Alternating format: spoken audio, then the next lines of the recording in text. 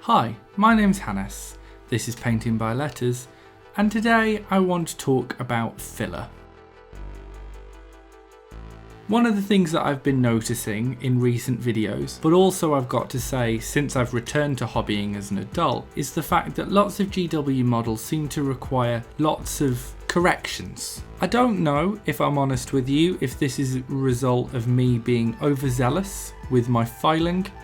To give an example, in a recent video I painted and built these immortals. When I'm putting them together I'm noticing the gap, and when making that video I actually mentioned the fact that I was really unimpressed with it.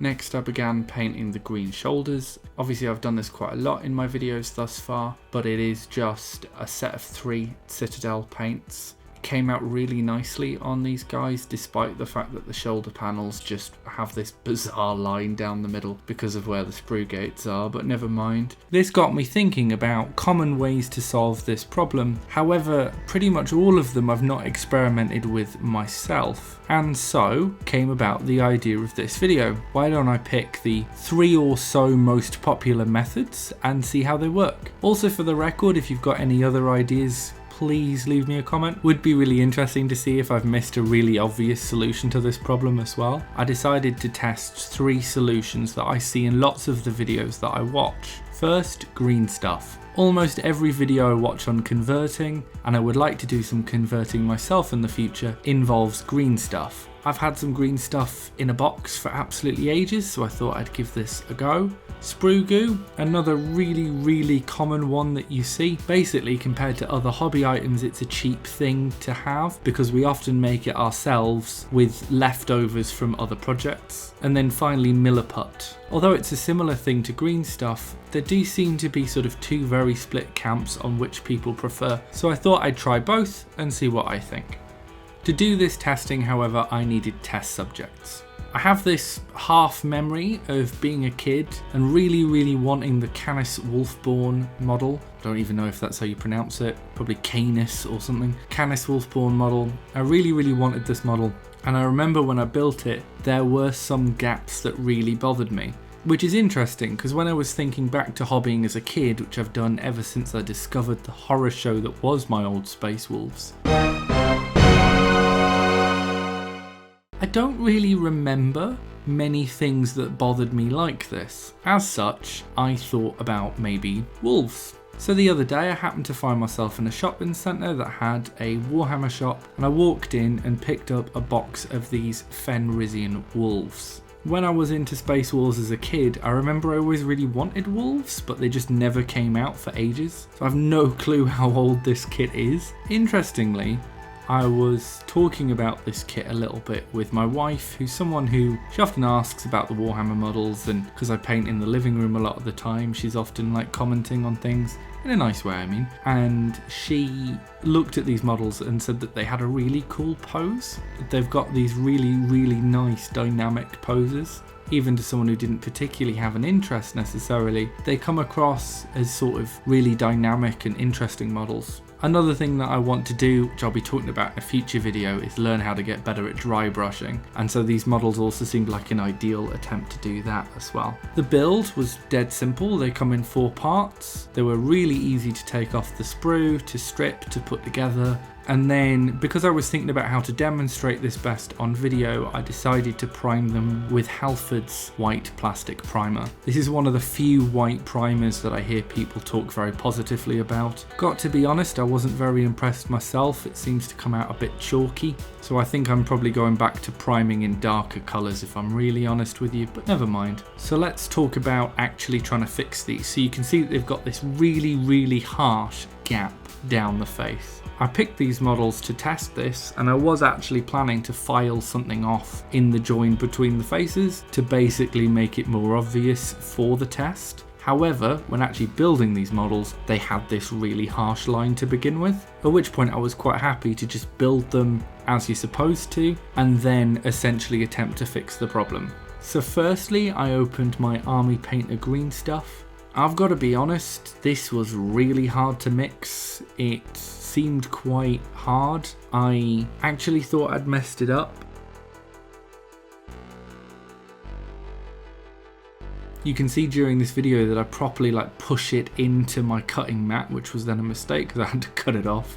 I was really trying to mix it together. When I placed it using the tools, I could barely move it. And this was kind of my thinking that maybe something's gone a bit wrong with this green stuff. I've subsequently actually, from filming this video, bought some more green stuff just from a little hobby shop and messed about with that. Still found it tougher than the other modelling putty that's in this video. I suppose for some people and for some preferences, the harder, tougher substance is probably easier to work with, but it really put me off for filling. Although I can really understand how you would mold this and how you would build something out of this very quickly and very efficiently, for filling something like this, it just seems like the wrong choice. It's too tough to properly form into the gaps. Next we had Milliput. God, I've fallen in love with this stuff.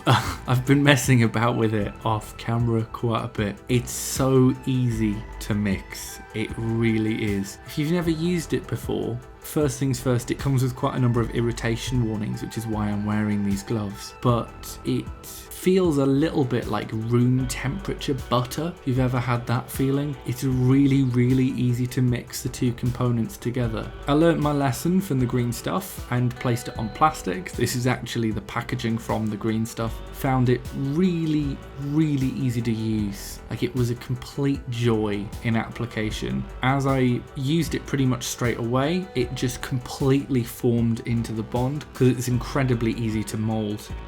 Subsequently, I messed about with what I had left over, and I found that not only can you push it into the folds of the model, so any excess just seems to kind of melt away when the paint goes over, but if you leave it for about half an hour, I found it became an interesting substance, much closer to clay, like a sort of a denser clay, and I found that quite nice as well. Because of that, I think if you prefer the green stuff feel of something that's a bit harder and a bit tougher, you probably could use Milliput instead and just leave it out for about half an hour and then use it then. The Sprue Goo, incredibly easy to make. I poured some Tamiya plastic cement into this honey container from down the road. I mixed some sprue in, initially not very much, and just agitated it with my knife every now and again until it was properly diluted through. And then over the course of about a week, I would cut a bit of sprue off, drop it in, mix it round, seal it back up and leave it on the windowsill. It was still a bit thinner than I was expecting on application, but for those smaller gaps, this stuff is joyous. You literally just paint it over and the smaller gaps just seem to disappear. Particularly the lines over the wolves' backs just disappeared with this stuff painted over the top. So let's just sort of recap a little bit. For green stuff, I found it quite hard to work with. The results were quite mixed, at least in my work. It could be the case though that it might have sat in my cupboard for too long. I'm half remembering a tabletop time where they discussed leaving green stuff in storage for too long. So I suspect it's probably user error, but nonetheless, when I've messed about with other green stuff subsequent to filming this video, I still found that it was much tougher than the Milliput. Sprue Goo, very, very easy to work with. Really good for small problems, but results were really mixed when it came to that larger issue down the wolves' heads. And for Milliput, super easy to work with. Could see how, with some serious practice, it could do a hell of a lot more. Very impressed. I think for me the choice is obvious. I quite like the Milliput for larger issues and I quite like the Sprue Goo for smaller ones. Having said that, one of the things that since doing this video and kind of enjoying painting the wolves and things like that I've been thinking about is maybe converting some of those Space Marines that I may have bought recently for an unknown reason. Maybe converting some of those into Space Wolves, and for that I could see green stuff being great. Be really easy to push a square of it onto a model and then use the sculpting tools to push like a fur texture into them. I could see how that would become a really good use of the stuff. Having said that though, if you mix the Milliput and just left it for half an hour, I suspect you would probably have a very similar sculpting experience.